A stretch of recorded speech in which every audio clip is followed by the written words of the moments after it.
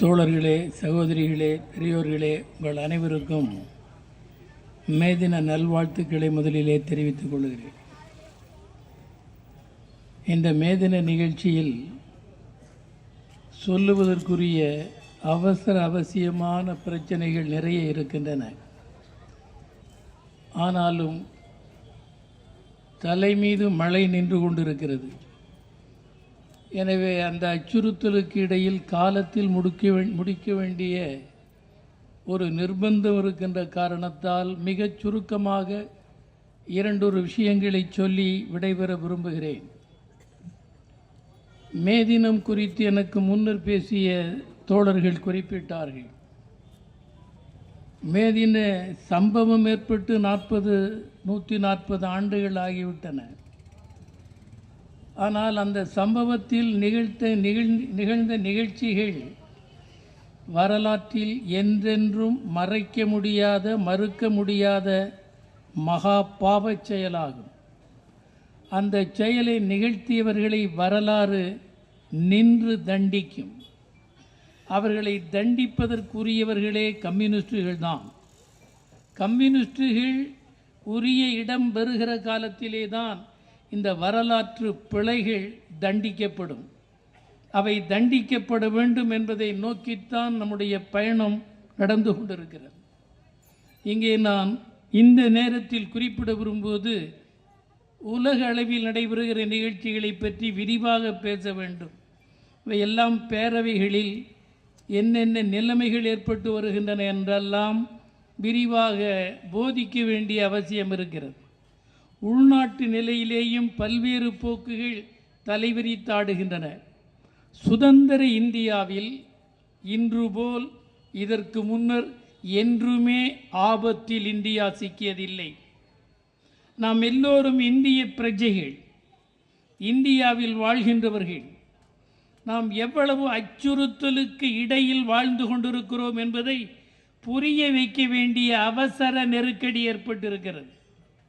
இந்திய பிரஜைகளுக்கு நாம் வாழுகிற இந்தியாவில் எவ்வளவு நெருக்கடிகள் நம்மை சுற்றிலும் வலுத்து வருகிறது, எதிர்காலத்தில் அவை எவ்வளவு அச்சுறுத்தலையும் தண்டனைகளையும் கொடுக்கும் என்பதையெல்லாம் விரித்து சொல்ல வேண்டும். அது நீண்ட போராட்டமாகும்.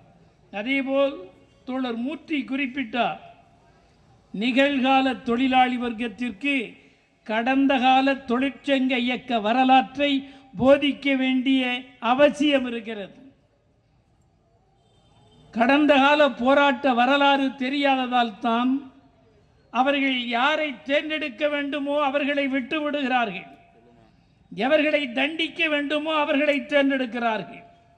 இந்த விபத்து அரசியல் வாழ்வில் ஏற்பட காரணமே தொழிலாளி வர்க்கம் நிறைந்த இடங்களில் தொழிற்சங்க இயக்கம் வலுப்பெற வேண்டும், தொழிற்சங்க இயக்கம் கூர்மையடைய வேண்டும்.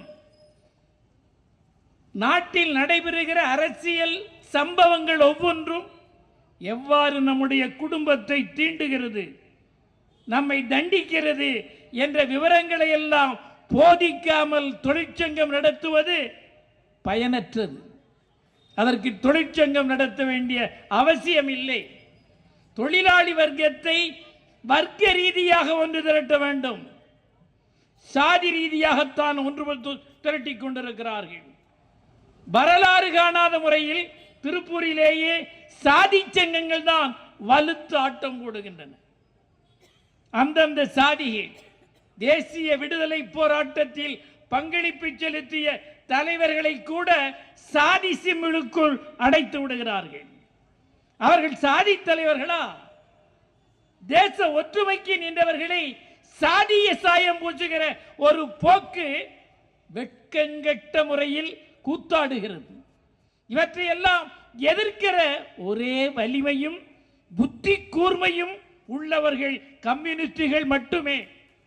அந்த கம்யூனிஸ்டுகள் அவற்றை ஊடுருவி கண்டு உணர்ந்து அவற்றை கருவறுக்க வேண்டும். அதற்காக போராட வேண்டும். அவற்றை செய்வதில் இன்னும் நமக்கு பின்னடைவு இருக்கிறது. அந்த பின்னடைவை புரிந்து கொண்டு நாடு முழுவதும் இத்தகைய கண்ணோட்டத்தோடு தொழிற்சங்க இயக்கத்தை எதிர்காலத்தில் நடத்த வேண்டும். அதே மாதிரி ஒன்றிய அரசு அன்பிற்குரிய தோழர் ராதிகா அவர்களும் குறிப்பிட்டார்கள். இன்றைக்கு இந்தியாவை ஆண்டு கொண்டிருக்கிற மோடி அமைச்சரவையினுடைய யோக்கியம் என்ன, அவருடைய லட்சணங்கள் என்ன என்பதை வரிசையாக பார்த்தால் வெட்கி தலைகுனிய வேண்டும். வாக்களித்த மக்கள் ஒரு பொறுப்பான இடத்திற்கு பொறுப்பற்றவர்களை தேர்ந்தெடுத்திருக்கிறார்கள். பொறுப்புள்ள இடத்தில் பொறுப்பற்றவர் அமைந்தால் எது நடக்கும்? நாட்டில் பொறுப்பற்ற நடவடிக்கைகள் தான் கூத்தாடும். அதுதான் இன்றைக்கு நிகழ்ந்து கொண்டிருக்கிறது. இன்றைய 2 நாள் முன்னர் செய்தி, ஒரு சர்க்குலர் போட்டிருக்கிறார்கள் ரயில்வே வாரியம். இனிமேல் ரயில்வேயில் இருக்கிற தொழிலாளர்களின் எண்ணிக்கையை உடனடியாக 2% குறைக்க வேண்டுமாம். அதாவது 29,000 பேரை வெளியே போக சொல்ல வேண்டும். இப்பொழுதே இந்தியாவில் 12 லட்சம் பேர் தான் வேலை செய்கிறார்கள். ஆனால் 14 லட்சம் பேர் வேலை செய்ய வேண்டும். 14 லட்சம் பேர் வேலை செய்ய வேண்டிய இடத்தில் 12 லட்சம் பேர் தான் வைத்திருக்கிறார்கள். இது ரயிலில் போகிற பயணிகளின் உயிருக்கே ஆபத்தானது. தண்டவாளம் எப்படி இருக்கிறது, ரயில் பயணத்தில் பாதுகாப்பு எப்படி இருக்கிறது என்பதையெல்லாம் கண்காணிப்பதற்குரிய ஏற்பாடுகள் ரயில்வே துறையில் இல்லை. நமக்கு தெரியாது. விடிந்தால் வேலைக்கு போவதும் இரவு வந்தால் போர்த்து படுத்துக் கொள்வதும் என்று வாழ்ந்து கொண்டிருக்கிறோம். ஆனால் நம்மை சுற்றி அரசாங்க நடவடிக்கைகளால் என்ன தீங்கு விளைகிறது என்பதை பார்க்க வேண்டுமா இல்லையா? அதேபோல் இன்றைக்கு 29,000 பேரை குறைத்தால் என்ன நடக்கும்?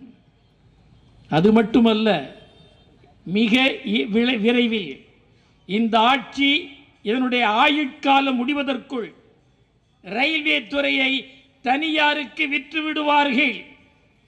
தனியாருக்கு ரயில்வே துறை கைமாறுமானால் நாம் நினைக்காத கட்டண உயர்வு ஏற்பட்டுவிடும்.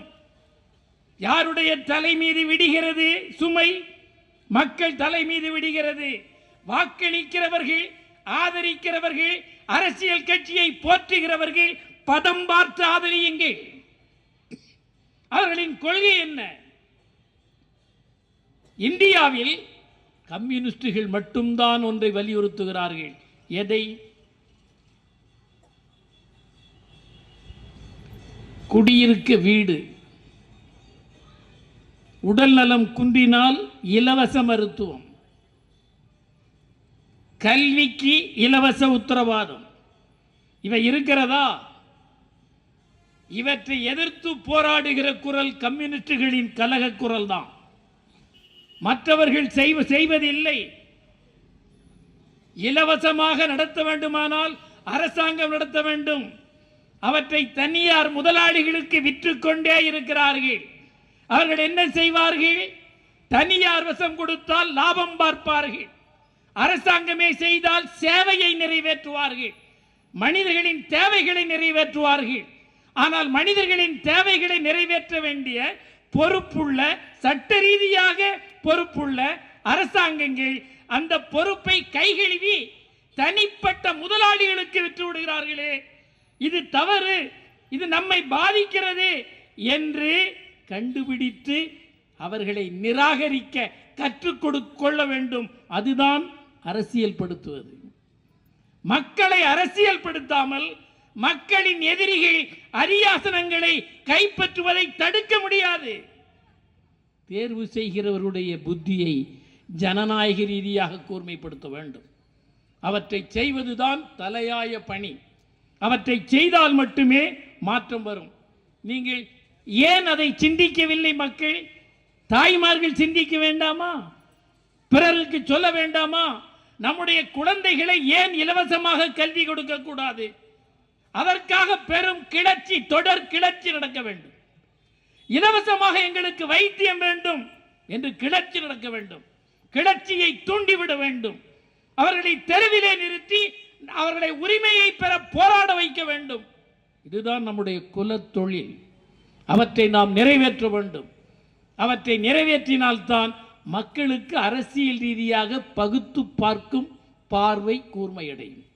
அது கூர்மையடைந்தால்தான் களைகள் வளருவது தடைபடும். இப்பொழுது என்ன நடக்கிறது? இந்தியாவில் களை வளர்க்கப்படுகிறது, பயிர்கள் பிடுங்கி எறியப்படுகின்றன. காப்பாற்றப்பட வேண்டிய மக்கள் தெருவிலே விடப்பட்டு விட்டார்கள். ஆனால் தண்டிக்கப்பட வேண்டியவர்கள் எல்லாம் அதிகாரத்திற்கு வந்து விட்டார்கள். மோடியின் அமைச்சரவையில் இருக்கிற அமைச்சர்களிலிருந்து சட்டமன்ற நாடாளுமன்ற உறுப்பினர்கள் வரை அவர்களின் யோக்கியதைகளை எல்லாம் பரிசீலித்தால் கொலை நடுங்கும். கொலைகாரர்கள் பலர் எம்பிக்கள், குற்றச் செயல்களில் தண்டிக்கப்பட வேண்டிய பலர் நாடாளுகிற மன்றத்தில் அமர்ந்திருக்கிறார்கள், சட்டமன்றங்களில் அமர்ந்திருக்கிறார்கள். ஏன் அமர்ந்தார்கள்? மக்கள் வாக்களித்தார்கள். ஏன் வாக்களித்தார்கள்? அது விரிவாக பேச வேண்டிய ஒரு தீங்கான நடவடிக்கை. அவர்களை அரசியல் படுத்தாமல் நாட்டில் மாற்றத்தை கொண்டு வர முடியாது. அரசியல் படுத்த வேண்டுமானால் கம்யூனிஸ்டுகள் கிராஸ் ரூட் லெவலில் இறங்கி மக்களின் குடியிருப்புகளுக்கு சென்று மக்களின் அரசியல் விழிப்புணர்வை கூர்திட்ட வேண்டும். இதுதான் தலையாய கடமை. இந்த தலையாய கடமையை செய்ய கற்றுக்கொள்ளவில்லை என்றால் நாடு சுடுகாடாகிவிடும். கம்யூனிஸ்டுகள் எப்பொழுது வளர்ந்தார்கள்? கம்யூனிஸ்ட் கட்சி தடை செய்யப்பட்ட காலத்திலே தான் கம்யூனிஸ்டுகள் வளர்ந்தார். 1934 இருந்து 42 வரை 8 ஆண்டு காலம் வெள்ளைக்காரர்கள் தடை செய்தார்கள். தடை செய்தவுடன் பயந்து ஓடி ஒளிந்து கொள்ளவில்லை கம்யூனிஸ்டுகள். தலைமறைவாக சென்று விவசாய இயக்கத்தை, தொழிற்சங்க இயக்கத்தை, இன்ன பிற வடிவங்களில் அமைப்பு சாரா மக்களை அணிதிரட்டினார்கள். தடை செய்யப்பட்ட காலத்திலேதான் கம்யூனிஸ்ட் கட்சி வீறு கொண்டு எழுந்தது. தடை செய்யப்பட்ட போது தன் மீது பாய்கிற குண்டுக்கு நெஞ்சை காட்டினார்களே தவிர பயந்து ஓடி ஒழியவில்லை கம்யூனிஸ்டுகள். கம்யூனிஸ்டுகளின் வரலாறு என்பது வரலாறு காணாத வரலாறு. கம்யூனிஸ்டுகளின் வரலாறு எளிய வரலாறு அல்ல. மிருகங்கள் கூட சந்தித்திராத கொடிய அடக்குமுறைகளை சந்தித்ததற்கு பின்னர் தான் தலைமுறை தலைமுறையாக இந்த செங்கொடி நிகழ்கால தலைமுறையின் கைகளுக்கு வந்திருக்கிறது. நீண்ட போராட்டம், வரலாறு காணாத போராட்டம். அந்த போராட்டங்களை நடத்திய பெரும் பெருமை இந்த மண்ணில் விதையாய் முளைத்து போனார்களே அந்த மகத்தான தியாகிகள், அந்த இரத்த சாட்சிகள் தான் இதற்கு காரணம். அந்த மகத்தானவர்களின் கனவில் கனவாய் நின்றுவிட்ட சமநிலையில் சமூகம் வளர வேண்டும் என்பதற்காக எல்லா மனிதர்களுக்கும் எல்லா தேவைகளையும் அவரவர் வயது கட்டங்களில் நிறைவேற்ற, தங்குதடை இல்லாமல் நிறைவேற்றிக் கொள்ள பொருத்தமான ஒரு சமுதாயம்தான் சோசியலிச சமுதாயம். அந்த சமுதாயத்தை அமைக்க பிறந்த கலக கொடிதான் இந்த செங்கொடி. அந்த அமைப்பு உலகில் நிலவுகிற வரை உலகம் முழுவதும் கம்யூனிஸ்டுகள் போராடுவார்கள், போராடிக்கொண்டே இருப்பார்கள். பல நாடுகளில் தடை செய்யப்பட்டு விட்டன, பல நாடுகளில் வேட்டையாடுகிறார்கள். அவர்களை எதிர்த்துத்தான் கம்யூனிஸ்டுகள் போராடி கொண்டிருக்கிறார்கள். எனவேதான் இந்தியாவிலும் தமிழ்நாட்டிலும் மக்களை ஒன்று திரட்டுவது என்பதுதான் பிரதான கடமை. இன்றைய ஜனநாயக அரசியல் அமைப்பில் ஜனநாயகத்திற்கே ஆபத்து ஏற்பட்டு விட்டது. மோடி ஒரு பித்தலாட்ட பேர்வழி. மோடி நேர்மையற்ற மனிதர். மோடி இந்திய தேசத்திற்கு விரோத நடவடிக்கைகளில் ஈடுபட்டு வருகிறார். ஜனநாயகம் கொல்லப்படுகிறது, சிலுவையில் அறியப்படுகிறது. ஜனநாயக முறைகள் கேள்விக்குள்ளாக்கப்பட்டு விட்டன. எப்படி நாடு வாழும்? நாட்டு மக்களுக்கு என்ன பாதுகாப்பு? நாட்டு மக்களை பாதுகாக்க கடமைப்பட்டுள்ள இந்த சர்க்கார் என்ன செய்தது? நான் ஒரு சம்பவத்தை குறிப்பிட விரும்புகிறேன். இதே நம்முடைய தமிழ்நாட்டின் மூதூர் மதுரை. அந்த மதுரையில் சில வருடங்களுக்கு முன்னர் ஒரு மாணவன் தூக்கிட்டு செத்து போனான். அவன் எழுதி வைத்து விட்டு போனான், நான் ஏன் சாகிறேன் என்று. என்ன எழுதினான்? நான் கல்லூரியில் படிக்க நினைத்து கடன் வாங்கினேன். பள்ளி கல்வி முடித்து பட்டம் பெறுவதற்காக வங்கியில் கடன் பெற்று நான் பட்டம் பெற்றேன். ஆனால் பட்டம் பெற்றுவதற்காக கடன் வாங்கினேன் அல்லவா, அந்த கடனை கட்ட வேலை கிடைக்கவில்லை. வேலை தேடி தேடி அலைந்தேன், வேலை இல்லை. எனவே என்னால் கடனை கட்ட முடியவில்லை. எனவே என்னை வேட்டை நாய்கள் வேட்டையாடுவதைப் போல வங்கிகள் வேட்டையாடின. நான் தூங்க இயலவில்லை, குடியிருக்க முடியவில்லை. எனவே நான் தூக்கிட்டு சாகிறேன் என்று செத்தான் அல்லவா. ஒரு 2 லட்சம் ரூபாய் கடனை அவன் கட்டவில்லை. அவனுடைய நியாயமான காரணம் வேலை கிடைக்கவில்லை.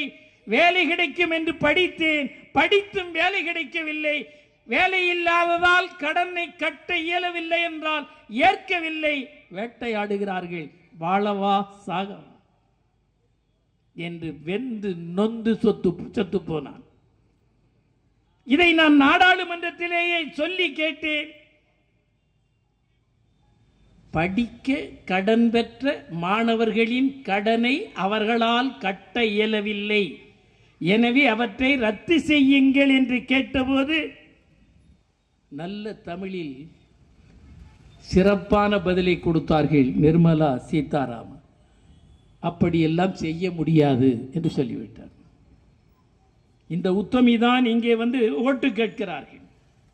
இவருக்கு தலைமையேற்றிருக்கிறதான் இங்கே வந்து ஓட்டு கேட்கிறார்கள். நான் கேட்கிறேன், பிஜேபியை நம்பி நிற்கிறவர்கள் நெஞ்சில் நேர்மை இருந்தால், நாணயம் இருந்தால் பதில் சொல்லுங்கள். இந்த 12 வருடத்தில் மோடி அமைச்சரவை இந்தியாவில் உள்ள கார்ப்பரேட் முதலாளிகளுக்கு அவர்கள் வாங்கிய கடனை எத்தனை லட்சத்தை ரத்து செய்தீர்கள்? நான் சவால் விட்டு கேட்கிறேன். நேர்மை உள்ளவர்களா நீங்கள்? ஜனநாயகத்தை காப்பாற்றுவர்களா நீங்கள்? 16 லட்சம் கோடி வங்கியில் வாங்கிய கடனை அந்த ஏழைகளுக்கு ரத்து செய்து விட்டார்கள். எப்படிப்பட்ட ஏழைகள் அவர்கள்? அம்பானி அதானி மாதிரி ஆட்களுக்கு. அம்பானி ஒரு வீடு கட்டி இருக்கிறார் மும்பை நகரத்தில். எல்லோரும் வீடு கட்டித்தான் குடியிருந்து வருகிறார்கள். அங்கே வீடு கட்டியவர் எவ்வளவு பேர்? அவர் வீட்டில் 5 பேர். 5 பேர் உண்ட குடும்பம். அந்த குடும்பம் குடியிருக்க கட்டப்பட்ட வீட்டுக்கு கற்பனை செய்து பாருங்கள், எவ்வளவு ரூபாய் செலவழிக்கலாம் என்று. எவ்வளவு செலவழித்தார்கள்? 10,000 கோடி ரூபாய். 5 பேர் கொண்ட குடும்பம் குடியிருக்க கட்டப்பட்ட வீடு. யாருடைய வீடு? முகேஷ் அம்பானியினுடைய வீடு. வீடு என்றால் நம் மாதிரி வீடு அல்ல. வீட்டு மாடியில் ரன்வே இருக்கிறது. பிளைன் ரன்வேயில் பறந்து மேலே பறக்க. வெளிநாடு போக வேண்டுமா, வெளியேற போக வேண்டுமா, மாடிக்கு போய் ஏறிக்கொள்வார். இப்படி ஒரு வீடு. உண்மையில் பணக்கொழுப்பு, மஞ்ச கொழுப்பு எவ்வளவு கட்டியிருக்க வேண்டும்? கோடிக்கணக்கான பேர் குடியிருக்க வீடு இல்லாமல் அதே டெல்லியில் தகரங்களை போட்டுவிட்டு குடியிருக்கிறார்களே. டெல்லியை சுற்றி ஓல்டு டெல்லி எப்படி இருக்கிறது? குடியிருக்க தகுந்த இடங்கள் அங்கே. ஏன் அவர்களை பற்றி கவலைப்படவில்லை? ஒரே காரணம், இவர் காப்பாற்ற விரும்புவது கோடீஸ்வரர்களை தவிர கோவனாண்டிகளை அல்ல. நாட்டு மக்களை இவர்கள் காப்பாற்ற விரும்பவில்லை. அந்த மாணவனுடைய கடனை ரத்து செய்திருந்தால் மாணவன் செத்திருப்பானா? ஆனால் எவனாவது தூக்கிட்டு சாகிறானா கடன் வாங்கிய கோடீஸ்வரர்கள்? அது பற்றி இந்த அரசு சிந்திக்கிறதா? இல்லை. எனவேதான் இந்த அரசு ஏழைகளின் அரசு அல்ல, கோடீஸ்வரர்களின் அரசு, அதானி அம்பானிகளின் அரசு. அதே மாதிரி நான் இன்னொன்றையும் சொல்ல விரும்புகிறேன். வீட்டு வரி ஏறும். யாருக்கு? நமக்கு. எல்லா வரிகளும் ஏறும். இந்தியாவில் மிக அதிக வருமானத்தை ஜிஎஸ்டி மூலம் ஈட்டி தருகிற மாநிலங்களில் முக்கிய பங்கு வகிப்பது தமிழ்நாடு. நமக்கு என்ன பங்கு? ₹1 ஜிஎஸ்டி வரியை மத்திய அரசு வசூலித்தால் 29 பைசா மட்டும்தான் நமக்கு வரும். மீதி 71 பைசாவை மத்திய அரசு எடுத்துக்கொள்ளும். ஆனால் வசூலிலே கொட்டி குவிப்பது தமிழ்நாடு. ஆனால் தமிழ்நாட்டுக்கு நீதி வழங்க மாட்டார் இவர். இவருடைய யோக்கியதை எப்படி என்பதற்கு 3 உதாரணங்களை பாருங்கள். இப்பொழுது என்ன பேசியிருக்கிறார்? உத்தரப்பிரதேசத்தில் சிந்தியுங்கள். உத்தரப்பிரதேசத்தில் மறுவரை தொகுதி மறுவரைக்கு எதிர்ப்பு தெரிவித்து நாங்கள் எல்லாம் வாக்களித்தோம். தோற்கடிக்கப்பட்டது நாடாளுமன்றத்தில். அது குறித்து அங்கே உத்தரப்பிரதேசத்தில் பேசுகிறார் மோடி. உத்தரப்பிரதேசத்திற்கு மிக அதிக அளவில் கூடிவிடும். அப்படி கூடிவிடுவதால் அதிக எண்ணிக்கை கூடும். நமக்கு 39ஆக இருப்பது 32ஆக குறைந்து போய்விடும். ஆனால் அவர்களுக்கு டபுள் மடங்கு கூடும். இந்த முறையில் வஞ்சக வலை விரித்த மோடி அமைச்சரவையின் பித்தலாட்டத்தை தோற்கடித்தது எதிர்க்கட்சிகள். நாடாளுமன்றத்தில் ஒரு அரசியல் சட்ட திருத்த மசோதா தோற்கடிக்கப்பட்ட வரலாறு மோடி அமைச்சரவை காலத்திலே தான். அதை தோற்கடித்தது தென்னிந்தியா. என்ன காரணம்? தென்னிந்தியாவை தண்டிக்க பார்க்கிறார்கள். அதே போல் அவர்கள் மறுவரையறை செய்வதே எந்த நோக்கத்தில் தெரியுமா? தென்னிந்தியாவில் வாக்கு இல்லாமலேயே எல்லாவற்றையும் நிறைவேற்றிக் கொள்ளுகிற அளவுக்கு வட இந்திய மாநிலங்களில் எம்பிக்களின் எண்ணிக்கையை அதிகரித்துக் கொள்ள சதித்திட்டம் தீட்டினார்கள். அதனால் தான் தென்னிந்தியா நிமிர்ந்து எழுந்து போராடியது, தோற்கடித்தது. நமக்கு அவர்கள் 120 வாங்குவார்கள், நமக்கு 32ஆக குறையும். எப்படி இருக்கிறது பாருங்கள். தமிழ்நாட்டின் குரல் மட்டுமல்ல, தென்னிந்தியாவின் குரலே ஒடுங்கி போய்விடும். நமக்கு எதிராக எதை அவர்கள் செய்தாலும் தடுக்க முடியாது, நிர்பந்திக்க முடியாது. அதை செய்த நம்மை உத்தரப்பிரதேசத்திலே போய் சொல்லுகிறார், தமிழ்நாட்டுக்காரர்கள் திராவிட முன்னேற்ற கழகத்தின் தலைமையில் உத்தரப்பிரதேசத்திற்கு எம்பிக்கள் எண்ணிக்கையை அதிகரிக்க விடாமல் தோற்கடித்து விட்டார்கள் என்று அங்கு பேசுகிறார். இதன் மூலம் என்ன செய்ய விரும்புகிறார்? தமிழ்நாட்டுக்கு எதிராக, திமுகவுக்கு எதிராக, எதிர்க்கட்சிகளுக்கு எதிராக உத்தரப்பிரதேச மக்களை தூண்டி விடுகிறார். அதே போல்தான் தேர்தல் சமயத்தில் பீகார் மாநிலத்தில் வாக்கு கேட்கிறார் இந்த மோடி. நெறியற்ற மோடி என்ன கேட்டார்? தமிழ்நாட்டில் பீகாரில் இருந்து வேலைக்கு செல்லுகிறவர்களை துன்புறுத்துகிறார்கள் தமிழர்கள். கேட்டுங்க. இதே திருப்பூரில் பீகாரிகள் வேலை செய்கிறார்கள். யாராவது ஒருவரையாவது துன்புறுத்தியது உண்டா திருப்பூரில்? இல்லை. தமிழ்நாட்டில் எங்காவது உண்டா? இல்லை. ஆனால் மோடி, பொறுப்புள்ள பிரதமர் பொறுப்பில் இருக்கிற ஒரு பொறுப்பற்ற மோடி அங்கே போய் தமிழனுக்கு எதிராக பிரச்சாரம் செய்கிறார். தமிழர்கள் பீகாரிகளை துன்புறுத்துவதாக சொல்லுகிறார். எவ்வளவு பச்சை பொய், வடிகட்டிய பொய். ஒரு பொறுப்புள்ள பிரதமர் பேசலாமா? எப்படி? அது மட்டும் இல்லை, ஒடிசாவிலே என்ன பேசினார் தேர்தலில்? அங்கே ஒரு ஐஏஎஸ் ஆபீசர் இருந்தார். அவர் இப்பொழுது ரிசைன் பண்ணிவிட்டார், பாண்டியன் என்று. அவர் அங்கே நம்முடைய நவீன் பட்நாயக் கட்சியில் சேர்ந்து கொண்டார், பிஜேடி. அதை வைத்து அவர் ஒரு பொய்யை அவிழ்த்து விட்டார். என்ன பொய்? 2 பொய்யை பார்த்தீர்கள். உத்தரப்பிரதேசத்தில் தமிழனுக்கு எதிராக ஒரு பொய்யை தூண்டிவிட்டார். 2வது பொய், பீகாரில் ஓட்டு வாங்குவதற்காக பீகாரிகளை துன்புறுத்துகிறார்கள் என்று பொய். மூணாவது பொய் பச்சை பொய். இதெல்லாம் மற்றதெல்லாம் சின்ன சின்ன பொடி பொய்கள் நிறைய இருக்கிறது. பொய் மட்டும்தான் மோடியிலிருந்து வாயிலிருந்து வரும். மூணாவது பொய் ஒடிசா. அங்கே என்ன சொன்னார்? பூரி ஜெகநாதர் ஆலயத்தின் மீது மாறாத அன்பு செலுத்துகிறவர்கள், பக்தி செலுத்துகிறவர்கள் ஒடிசா மக்கள். அங்கே போய் ஓட்டு வாங்குவதற்காக நீங்கள் எல்லோரும் பிஜேபிக்கு ஓட்டு போடுங்கள். பூரி ஜெகநாதர் ஆலயத்தினுடைய சாவி தமிழ்நாட்டில் திருடி அங்கே கொண்டு போய் வைத்துக் கொண்டார்கள். தமிழ்நாட்டில் கொண்டு வந்து வைத்துக் கொண்டோம். பூரி ஜெகநாதர் கோயில் சாவி திருடப்பட்டு அது தமிழ்நாட்டில் இருக்கிறது என்று பொறுப்பற்ற பேச்சை ஒரு பிரதமர் பேசலாமா? பேசினார். என்ன காரணம்? ஓட்டு வாங்க வேண்டும் என்பதற்காக. தமிழ்நாட்டில் வந்து என்ன செய்கிறார்?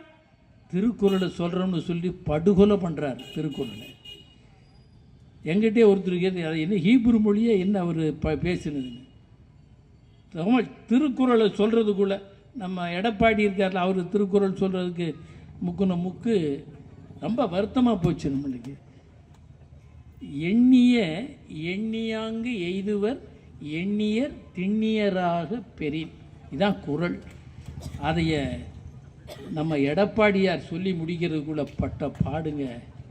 அது யாரையா திருக்குறளில் திருவள்ளுவர் சொல்லி விட்டார் அவங்களுக்கு? நீங்கள் போய் சொல்லுங்கன்னு சொல்லவே முடியல. முதல்லையே ஆப்ரஹாம் சொல்கிறதுக்குள்ளே என்னென்ன பேச்சில் பேசினார்னு தெரியும் நமக்கு. அவருடைய லெவல் அவ்வளவுதான். ஆனால் அவருகிற பேச்சு அளவுக்கு மீறின பேச்சு. அவரும் திருக்குறள் சொன்ன மாதிரி தான் மோடி வந்தாலும் திருக்குறளில் அவர் என்ன சொல்கிறாருன்னு எவனுக்கும் தெரியாது. அப்படி அப்போ இதெல்லாம் எதை காட்டுதுன்னா, நாம் எல்லோரும் பொறுப்புள்ள இடத்திற்கு பொறுப்பற்றவர்களை அமைச்சர்களாக்கிவிட்டோம் என்பது திட்ட தெளிவு. எனவே இனியாவது மிகுந்த விழிப்போடு இருந்து மக்கள் நலனை காப்பாற்றுவதற்காக தேசிய விடுதலை இயக்க காலத்திலிருந்து வரலாறு காணாத தியாகத்தை புரிந்த 2 செங்கொடி இயக்கங்கள் தான் மெய்யான காவலர்கள். நாட்டு மக்களுக்கு மெய்யான காவலர்களை தேர்ந்தெடுக்க வேண்டுமே தவிர திருட்டு புத்தி படைத்தவர்களை தேர்வு செய்வது நமக்கு காவல் ஆகாது. எனவே சகோதர சகோதரிகளே, இந்த ஆண்டு மே தினத்தில் நாம் ஏற்க வேண்டிய சபதம் என்பது மக்களின் நலனை பிரதிபலிக்கின்ற மெய்யான பிரதிநிதிகள் கம்யூனிஸ்டுகளே என்பதை உணர்ந்து, கம்யூனிஸ்டுகள் தான் நம்முடைய பிரதிநிதிகள் என்பதை கீழே வரை கொண்டு செல்ல சங்கல்பம் எடுத்துக் கொள்ளுங்கள். மழை எப்பொழுது வேண்டுமானாலும் வரும். நன்றி, வணக்கம்.